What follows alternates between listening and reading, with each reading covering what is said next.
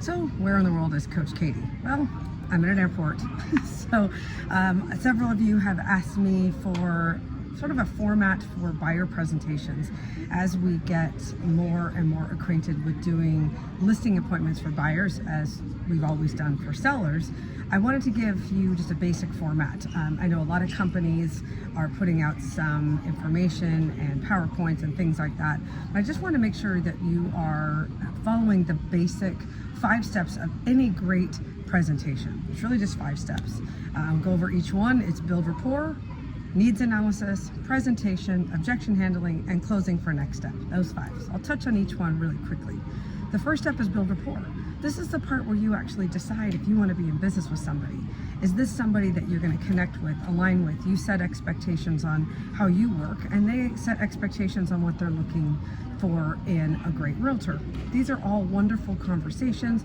Some people call it the Barney part of the meeting, where it's I love you, you love me. You can sing it if you'd like.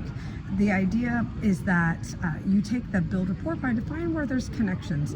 Are you aligned? Are you going to look forward to talking to them and connecting with them and really be excited as they are doing this home purchase?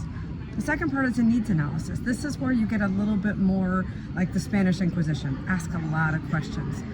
What exactly are they looking for? What are they looking to do? Get deep into questions. Simple things like somebody says, I want a big backyard. What does that mean? What do you plan on doing in that backyard? What are the memories you want to create? And just digging deeper and deeper so you get really, really clear on what their needs are, not just for the home, but a lot of other things around timing and family needs. Buying a home is extremely emotional. It is the largest financial decision of most people's lives. So you want to talk about the finances as well, but it's a great opportunity for you to just get deep so you get really, really clear on what their needs are and how you can provide that to them in a really excellent way.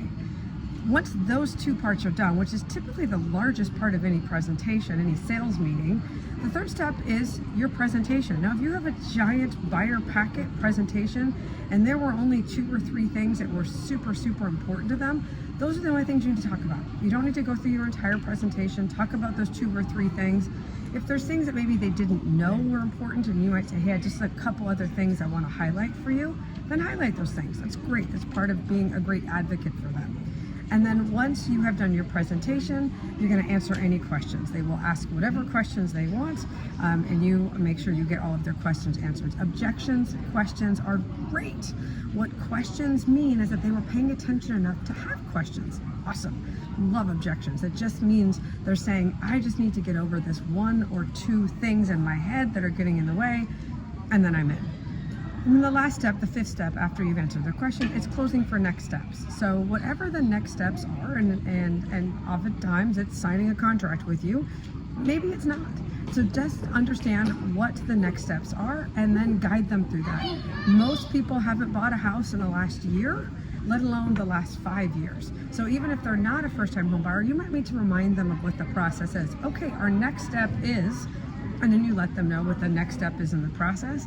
And so they understand that you are guiding them through the largest financial investment of their lives and the place where they're going to create some amazing memories. I hope this helps. 5 steps of a great sales presentation.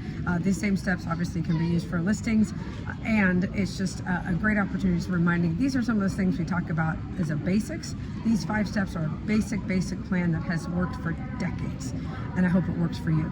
Make it a great day.